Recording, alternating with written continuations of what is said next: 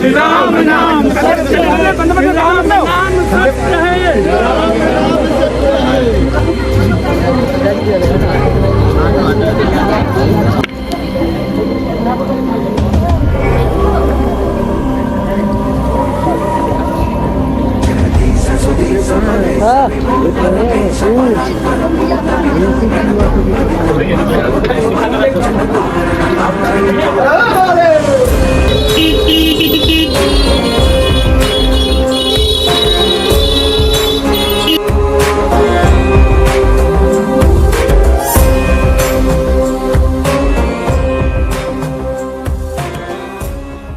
So ఈరోజు day 3 and ఇక్కడ నుంచి ఏంటంటే ఇప్పుడు మనం మహాకుంభమేళ నుంచి అయోధ్యకు స్టార్ట్ అవుతున్నాము.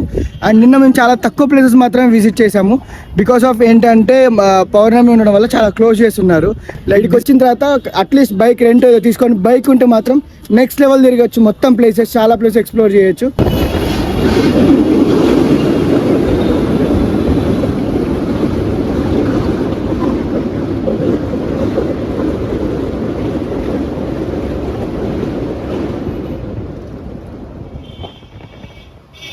సో గైస్ అయోధ్య వెళ్ళేటప్పుడు ఏంటంటే ఒక లైక్ లంచ్ బ్రేక్ అయితే ఆగాము. అప్పుడు మన రామ్ హాయ్ బ్రో, మెనూలో ఏమేమి ఉన్నాయి చెప్పమన్నా, ఏమేమి ఉన్నాయి చెప్పు Ram. Butter paneer only 250 rupees. Okay, Ram నాకు కంటెంట్ ఇస్తా అన్నాడు. చెప్పు మెనూతో సంబంధం లేదు, పర్లేదా? ఓకే. సో మేము ఏ హోటల్ కింద మ్యాక్సిమం ప్రిఫర్ చేసేది కాజు పన్నీర్, మెల్ బటర్ నాన్. ఒక half an hour last kaju paneer. So guys యాక్చువల్గా ఏంటంటే మేము మహాకుంభమేళ నుంచి ప్రయాగ్రాజ్ నుంచి అయోధ్య వెళ్దాం అనుకున్నాము. బట్ తిన్నాక బ్రేక్ తీసుకున్నప్పుడు మన తెలుగు రాష్ట్ర వాళ్ళు ఎవరైతే పెద్దవాళ్ళు ఉన్నారో వాళ్ళు మాకు చెప్పడం జరిగింది ఏంటంటే మహాకుంభమేళ నుంచి వారణాసికి వెళ్తే చాలా మంచిది, అయోధ్య కాదు అన్నారు. సో అందుకని చెప్పేసి మేము ఏం చేసామంటే ఇటు డైవర్ట్ అవ్వడం జరిగింది. అండ్ ప్రయాగ్రాజ్ నుంచి మాకు వారణాసి వచ్చేసి 123 కిలోమీటర్స్ ప్లేస్ ఉంది. అండ్ మేము అరౌండ్ ఇప్పుడు దాకా 60 కిలోమీటర్స్ వచ్చాము, ఇంకా 60 కిలోమీటర్స్ ఉంది. అండ్ రూట్ చూస్తే మాత్రం చాలా చాలా చాలా బాగున్నాయి. అండ్ మా వాళ్ళు వచ్చే స్క్వాడ్ ఇక్కడ చిన్న బ్రేక్ తీసుకోవడం చిన్న ఎలా అనిపిస్తుంది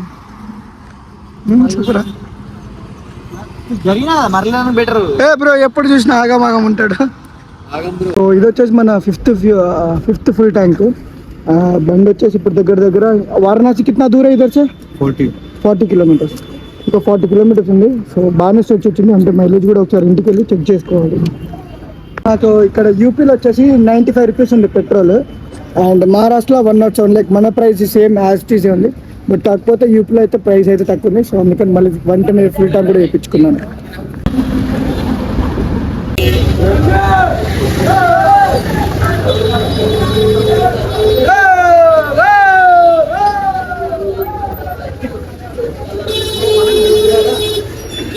సో గైస్ చాలా స్ట్రగుల్స్ తర్వాత అయితే మేమైతే వారణాసికి రీచ్ అయిపోయాం. బట్ బిగ్గెస్ట్ ప్రాబ్లం వచ్చేసి మా బైక్స్ పార్క్ చేసుకోవడం.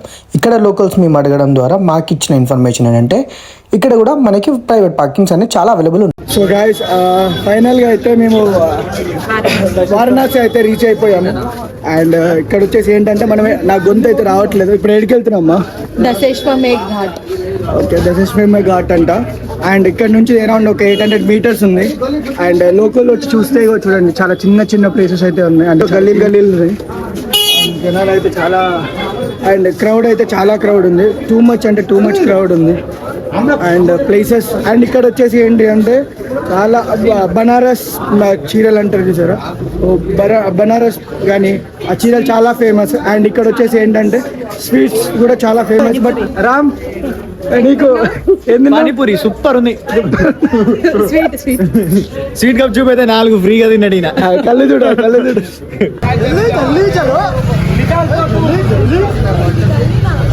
గల్లీలో.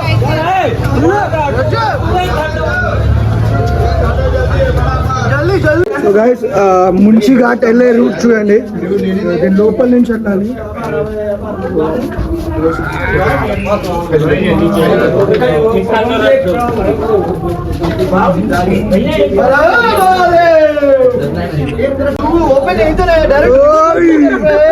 డైరెక్ట్ అడిగి జూనియర్ అనుకో, డైరెక్ట్ చూస్తే వెళ్ళగా దిగాలి. ఏంటి రామ్ చెప్పు.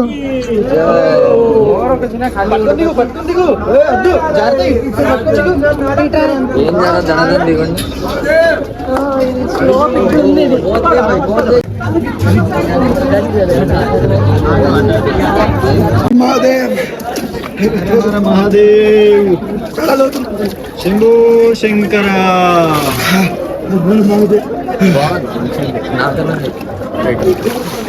కింద తాకుతుంది.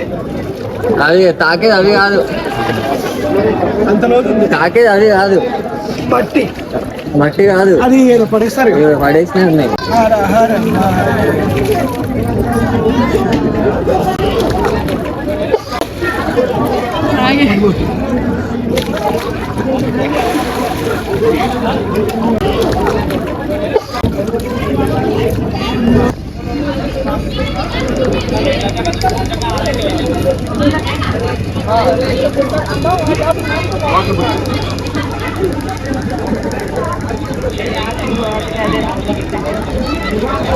గంగా స్నానం అయితే అయిపోయింది. నార్మల్గా గంగా హారతి వచ్చేసి ఇక్కడ ఇస్తారు.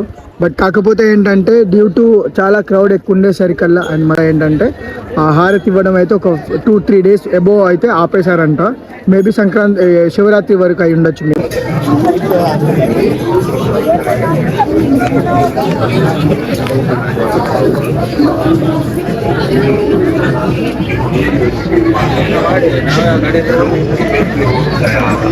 అంతా మహాకుంభ నుంచి సాధువులు అందరూ ఇక్కడికి వచ్చేసారు.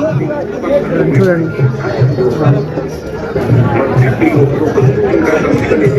ఇది వచ్చేసి లోకల్ ఫుడ్ ఏంటంటే malai and lassi common and గుడికి వెళ్ళదు. అండ్ ప్రైస్ వచ్చేసి 50 rupees ఉంది. సో గైస్ యాక్చువల్గా ఏంటంటే జనాలు చాలా రద్దీగా పెరిగిపోయేసరికి నార్మల్గా 2 lanesలో వెళ్ళాల్సిన 3 lanes 4 lanes కూడా అయిపోయాయి. బట్ చూస్తే ప్లేస్ అయితే చాలా చిన్నగా ఉంది. అయినా కూడా ఎలానో అలా చేసి మేమైతే దర్శనానికి అయితే వెళ్ళిపోతున్నాము. బట్ చాలా చాలా స్ట్రగుల్స్ ఫేస్ చేసాము. అండ్ దీంట్లో బెస్ట్ వే కూడా మీకు చెప్తాను. అండ్ ఇంకోటి వచ్చేసి ఏంటంటే గైస్ ఇక్కడ వెళ్ళేటప్పుడు మీకు లాకర్స్ అన్ని సైడ్కే ఉంటాయి, ఎలాంటి టెన్షన్ లేదు. సో గైస్ మీరు కనుక మీకు కంపల్సరీ తక్కువ టైంలో టెంపుల్ విజిట్ చేయాలనుకుంటే మా దశమ వేద్ ఆ టెంపుల్ ఆ ఘాట్ మాత్రం వెళ్ళండి. సో అక్కడ నుంచి మీకు ఈజీ ఉంటుంది. లేదు ఆ క్రౌడ్ కాకుండా మీరు రియల్ అంటే మెయిన్ రోడ్గా వెళ్తే మాత్రం చూడండి ఇంత వరకు ఉంటుంది. అండ్ జస్ట్ మేము వచ్చేసి ఏంటంటే ఒక 2 hours పట్టింది మధ్య దర్శనం చేసుకోవడానికి.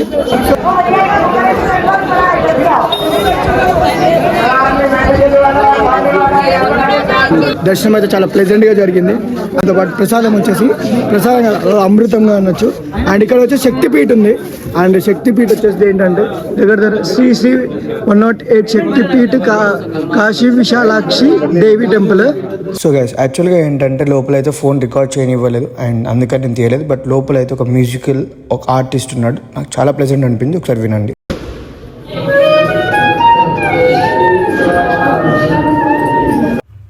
ఇప్పుడు మీరు చూసేది శ్రీ కాశీ విశ్వనాథ స్వామి వారి ఆలయ గర్భగుడి ప్రత్యక్ష ప్రసారం. బెస్ట్ థింగ్ ఏంటంటే దర్శనానికి వెళ్ళే వాళ్ళు, దర్శనం అయ్యాక వచ్చేవాళ్ళు అందరికీ వీలుగా ఉండేటట్టు ఇక్కడ లైవ్ అరేంజ్ చేశారు. ఎంతో అదృష్టం ఉండాలి గైస్ మన శవాన్ని ఇక్కడ శవదహనం చేసుకోవాలంటే. సో కాశీలో ఎంతో శవదహనాలు జరుగుతూనే ఉంటాయి. హర హర మహాదేవ్. మనలో ఎంతమందికి తెలుసు మనం వారణాసి వచ్చామంటే కంపల్సరీ ఈ టెంపుల్కి వెళ్ళాలని. అదే మన కాలభైరవ టెంపుల్. అలా దర్శించుకుంటేనే కాశీ యాత్ర పరిపూర్ణమవుతుంది.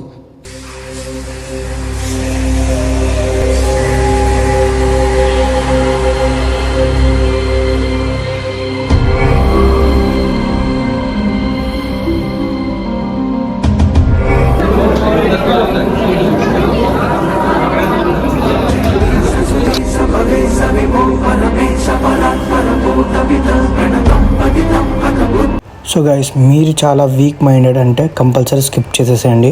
ఇక్కడైతే చాలా ఇంట్రెస్టింగ్ పార్ట్ ఉంటుంది, ఎందుకంటే ఇది మణికర్ణిక ఘాట్. సో గైస్ ఇదే వచ్చేసి మణికర్ణిక ఘాట్. ఇది most famous and very dangerous. ఎందుకు అంటే 24 గంటలు ఇక్కడైతే మంట వెలుగుతూనే ఉంటుంది. అండ్ ఇక్కడ వచ్చేసి ఏంటంటే శవదహనాలు ఎప్పుడు జరుగుతూనే ఉంటాయి. సో మనం ఇక్కడ ఎంత పాజిటివ్ ఎనర్జీ ఉంటుందో అంత వీక్ అయితే అంతే నెగిటివ్ ఎనర్జీ ఉంటుంది. But one of the best experience in my life. And నేను చాలా టైం స్పెండ్ చేశాను. అండ్ మేము ఉన్న టైంకి అరౌండ్ 2:33 వరకు అక్కడే ఉన్నాం. చాలా ప్లెజెంట్ అండ్ ఆ వైబ్ వేరు ఉంటుంది. And you can learn many things at from here. So చాలా నేర్చుకోవచ్చు. సో ఇక్కడ వచ్చేసి మనకి ఏంటంటే డైరెక్ట్గా ఒక శవాలు మన కంటి ముందు కాలుస్తారు, కొంతమంది ఇలా తీసుకెళ్తూనే ఉంటారు.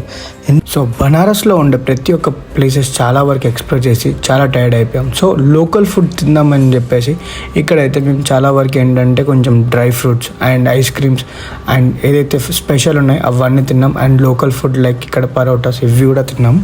ఓకే, అంతగా లోకల్ ఫుడ్స్ అన్నీ కంప్లీట్ చేసుకొని అండ్ నైట్ వచ్చేసి మేము ఏంటంటే అయోధ్యకు బయలుదేరాం ఈ నైట్లోనే. బట్ మేము ఎక్కడ స్టే చేసాం, ఎక్కడున్నాం ఏంటి, బట్ మేమైతే అయోధ్య రీచ్ అవ్వలేదు. ఎందుకు ఏంటంటే నెక్స్ట్ వీడియోలో ఉంటుంది.